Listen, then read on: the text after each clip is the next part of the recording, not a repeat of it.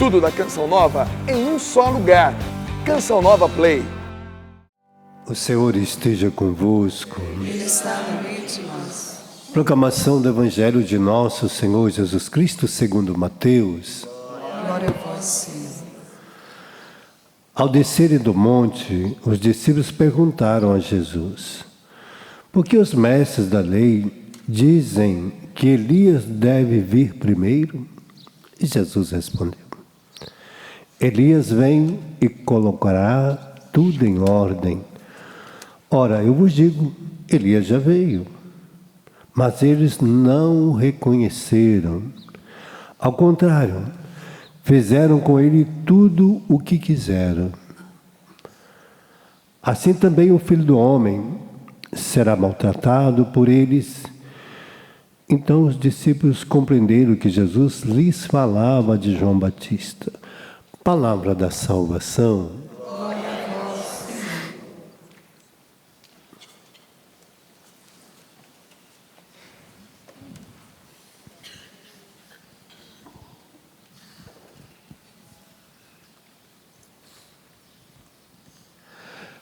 Muitos dos profetas vieram, mas as pessoas não escutaram eles, né? Por isso Jesus está falando novamente, porque eles ficavam na expectativa de que Elias desceria do céu, porque Elias não morreu, ele não ia ressuscitar ou ia reencarnar numa pessoa, não, porque ele foi levado para o céu numa carruagem de fogo, então Elias não morreu. E eles ficavam na expectativa de que Elias voltaria daquele jeito, né? Do jeito que subiu, descesse do céu novamente, né? Desceria do céu e apareceria ao povo e todos veriam. E aí Elias ia manifestar novamente agora, falando daquele que deveria vir, que é o Messias. Então eles ficavam naquela expectativa de que o céu ia abrir, ele ia descer numa carruagem de fogo, ia novamente anunciar a Israel. Só que Deus tem os seus desígnios, né? Então ele mandou o último profeta, João Batista. Então, do jeito que era Elias antes, eles não tinham ideia de como que Elias andava, como que ele fazia. Tinham os escritos, né, que ele sabia oralmente, porque não estava tudo escrito ainda, como era necessário, né? Ainda não estava tudo pronto, toda a Bíblia não estava pronta, era muito a tradução oral, passava de pai para filho, por isso que a importância da fé, né, de que os pais iam educando os seus filhos, falando da história, era sempre uma tradução oral. Era sempre pela fé entra pelo ouvido. Então, por isso era passado de geração em geração. Os pais sentavam com os filhos e educavam, né? Educavam eles. Por isso está dizendo que Elias viria para fazer com que o coração dos pais voltassem aos filhos. Porque era o pai que tinha a obrigação de educar os filhos na fé. Ele. Porque não tinha a oportunidade como nós temos hoje, né? Depois que foi organizando nas sinagogas essa graça da formação, de que as crianças iam para as sinagogas e ali aprendiam sobre o pé dos mestres da lei como viver a sua fé, como ser um homem de Deus. Então a criança ia desde os 5 anos depois, como Jesus, até uma idade, uns iam até os 18, 20 anos, mas quem queria ser mestre em Israel tinha que estudar de criança até no mínimo 30 anos, para ser um mestre em Israel. Por isso que Jesus é chamado de mestre, sinal que ele estudou, sinal que ele sabia toda a lei de cor, sabia todos os preceitos da lei, são 613. Então ele sabia todo os 5 primeiros livros, né, chamado Pentateuco. Então eles estudavam, que dava graça para as pessoas compreenderem, né, todo o conhecimento de Deus, que era o livro do Gênesis, do Êxodo, Levítico, Números e Deuteronômio. Então esses 5 livros quem queria ser mestre, quem queria ser doutor, quem queria ser um homem de Deus, tinha que conhecer de cor, saber na cabeça todos esses ensinamentos. Para quê? Para fazer com que o nosso coração não se afastasse do nosso pai, da nossa mãe, não se afastasse de Deus. Primeiro, é necessário que o filho aprenda com o pai a amar a Deus sobre todas as coisas.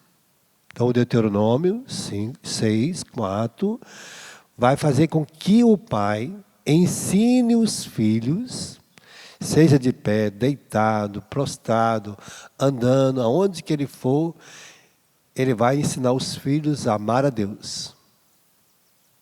Então, fazer com que o coração do filho se volte inteiramente para Deus com toda a sua alma, com todo o seu entendimento, com toda a sua força. Então, o pai é o mestre para os seus filhos do amor de Deus.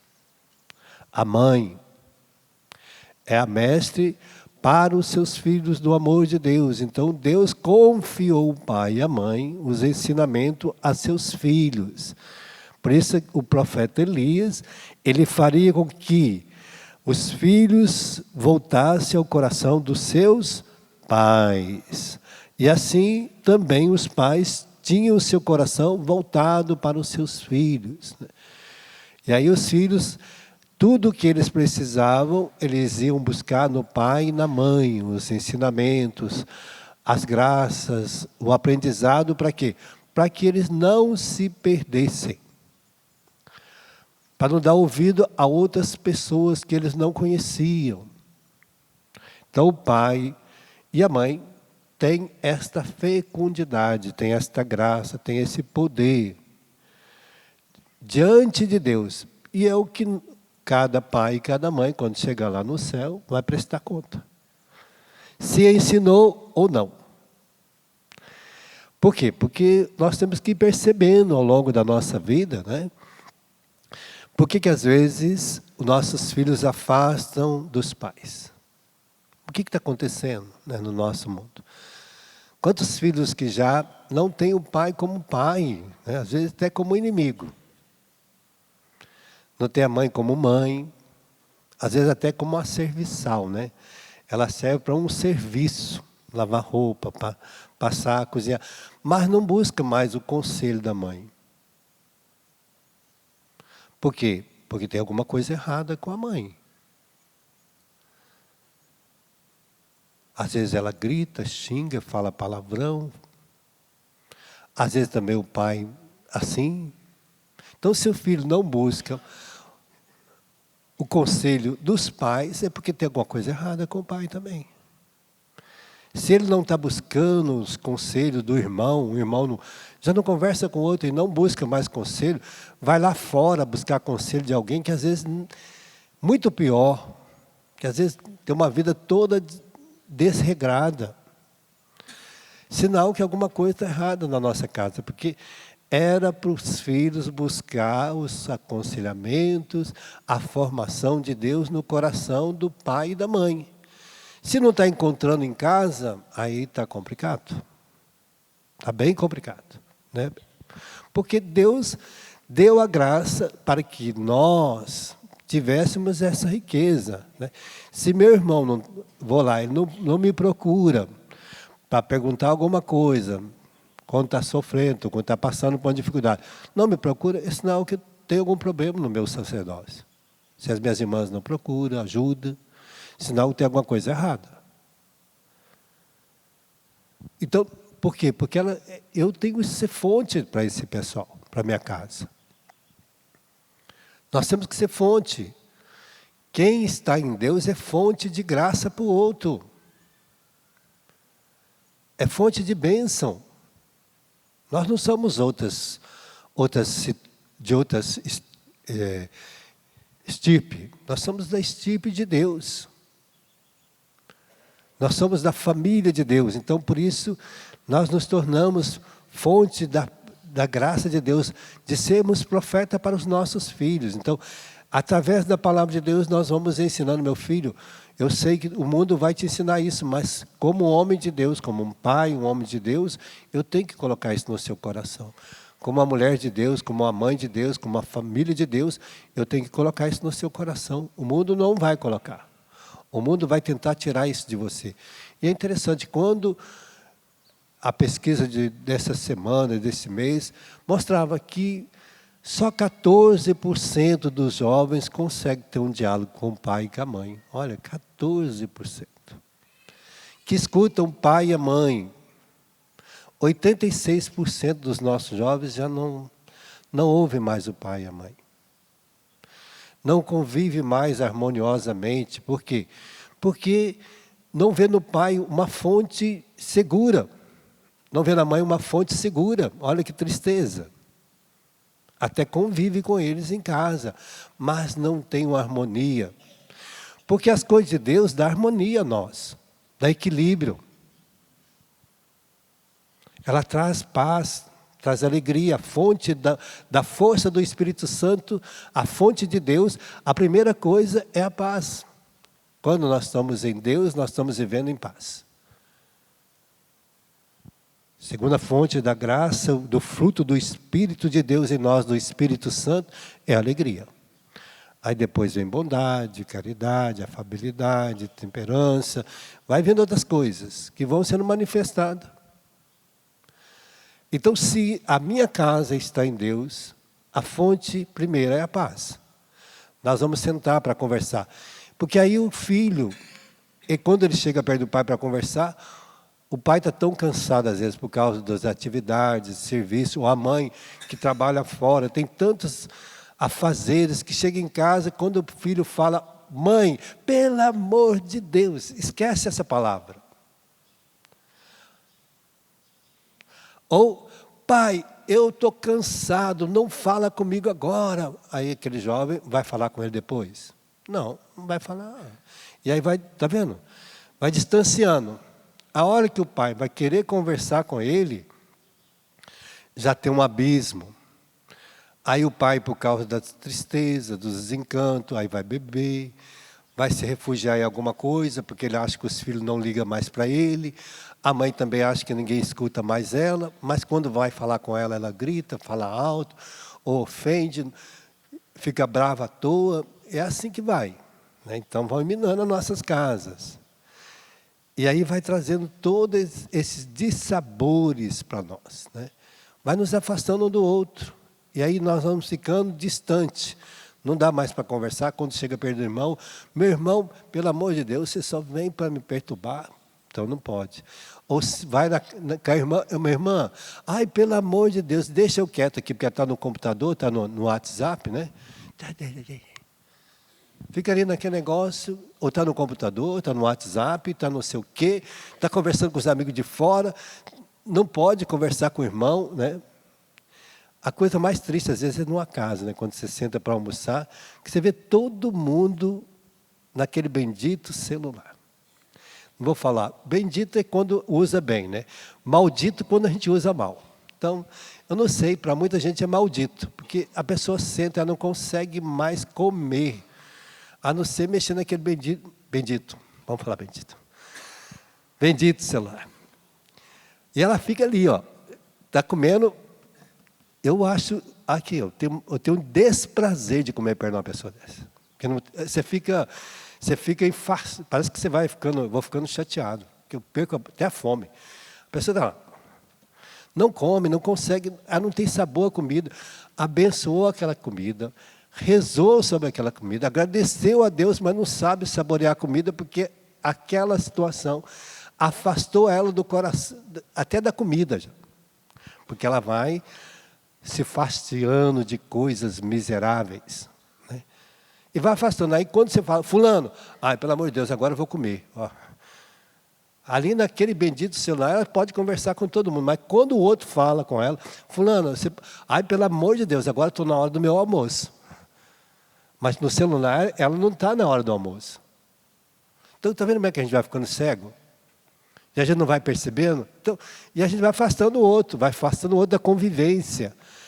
E a palavra de Deus, o amor de Deus, a graça de Deus, a bênção de Deus, é para nos colocar um perto do outro. É para nosso coração ser namorado do outro, né? A gente apaixonar pelo outro, sentir amor pelo outro, sentir necessidade do outro, para conviver com o outro, para ver o outro crescer, ver o outro amadurecer, ver o outro vencer, ficar feliz com as vitórias dele, com as alegrias, como é que ele se realiza, né? É tão maravilhoso quando a gente está vendo em Deus, nossa, como essa pessoa cresceu, como ela ficou bonita, era pequenininha, magrinha, era tão feinha quando criança, agora que coisa linda que ficou, né? A gente vê a pessoa e a gente fica feliz, alegre, porque aquela pessoa, nossa, era tão doente, olha como é que ficou forte, olha como é que cresceu, nossa, que beleza, estudou, fez faculdade, convive, porque ele tem uma capacidade de conviver, de interagir, de ajudar, de se pôr em disposição. Então, essa é a verdade de Deus em nós, essa é a riqueza de Deus em nós. Deus nos torna assim. Porque às vezes a pessoa é inteligente, é ótimo, mas sem Deus não tem sabedoria. Sem as coisas de Deus, nós não temos sabedoria. Então, a fé é essa graça que nos leva, né, a entrar nessa intimidade de Deus. E vivendo o amor de Deus, a sua palavra vai nos conduzir para o nosso coração, um ao outro. A gente vai ter amor, vai ter alegria, a paz de estar com outro, de sentar em casa, de conversar. Olha, quando eu vou em casa agora, eu fico feliz, porque eu sento com as minhas irmãs, bato papo, a gente conversa, senta com a minha mãe. A gente não tinha isso, porque a gente não conhecia Deus. Quando a gente não estava em Deus, era uma só briga, só confusão. Agora a gente senta para conversar como que a gente fosse mais íntimo dos íntimos, né? Por quê? Porque o amor de Deus, a palavra de Deus, o ensinamento de Deus, nos dá a graça de ver a riqueza do outro, a beleza que é a vida do outro, as vitórias do outro, né? Não as misérias. A gente para de gritar, porque a distância entre o outro é o nosso coração, é o amor que está em nós, né? Não precisa gritar, não precisa falar alto. Porque o amor nos aproxima, coloca pertinho. Às vezes só um olhar a gente já compreende, né? Quando a gente ama, basta olhar, né? Quando a pessoa ama você, dá uma olhadinha, a pessoa solta o sorriso, né? Ai, olhou para mim. Não é assim? Quando a gente não gosta, a pessoa olha e a gente fala, está debochando de mim. Porque é assim. O amor faz a gente estar ali feliz. Um sorriso do outro alegra o nosso coração. Não precisa nem falar, só um sorriso, né? Só um aceno de mão, só um bom dia. Tudo isso alegra o nosso coração, porque o amor faz isso. A palavra de Deus, a graça de Deus faz isso em nós. Põe a mão no seu coração, vamos pedir essa riqueza. Se Deus fez com que a gente viesse aqui nesta manhã, neste sábado, para que nós pudéssemos de novo voltar o nosso coração a Deus, voltar a nossa vida para Deus, e ali deixar com que o seu amor tomasse conta de nós. E nós te pedimos, Senhor, essa porção dobrada do teu amor em nós. Porque quanto mais perto de ti nós estamos, mais somos capazes de amar, mais somos capazes de estar perto do outro, de ver no outro as virtudes, as bênçãos, as graças. Tira de nós as gritarias, as ofensas, as irritações, as impaciências, as agressividades, que não nos leva a nada, só nos distancia o nosso coração do outro. Então nós clamamos esta manhã, Senhor, a Tua graça do Teu Espírito Santo que vem agora domar aquilo que está descontrolado em nós. Se os nossos temperamentos estão descontrolados, nossos sentimentos estão descontrolados, se a gente já não tem mais tempo de escutar o outro, ou de sentar com o outro para ouvir, dá-nos esta graça. Exercita-nos, Senhor. Dá-nos esta paciência que nós precisamos para olhar para a nossa família e ver que é uma família de Deus. Que nós enxergamos nossa casa como a casa da família de Deus, a casa da bênção, da graça, onde nós sentamos para estar com o outro, para compartilhar essas riquezas e a vida nova. Que nós possamos ver os outros crescer, amadurecer, tornar-nos ricos da sua graça, da sua bênção, da sua paz, do seu amor, da sua alegria, das suas verdades, da sinceridade, da mansidão de poder ouvir o outro, os problemas e as dificuldades que o outro está enfrentando. Nós pedimos toda esta riqueza para o nosso coração no dia de hoje. Vem, Senhor Jesus, em nosso encontro, para que este Natal nós sejamos como esta manjedoura que está sendo preparada. Ela ainda está aqui tão simples. Muitos corações assim estão ainda meio vazios, né? De tantas coisas. Mas o Senhor vai vir para habitar neste coração, mesmo que ele estivesse. Porque Ele não tem vergonha de adentrar em nós. Então nós queremos pedir que nosso coração seja como esta manjedoura, que está aqui diante do altar de Deus, preparando para que o Filho amado venha morar em nós. Para que este amor de Deus venha morar em nós. Para que a salvação venha morar em nós. Para que a glória de Deus venha morar em nós. Para que nós vivemos como filhos amados de Deus, que esse Natal Jesus nasça e reacenda em nosso coração esta chama da proximidade de um do outro. Tudo da Canção Nova em um só lugar. Canção Nova Play.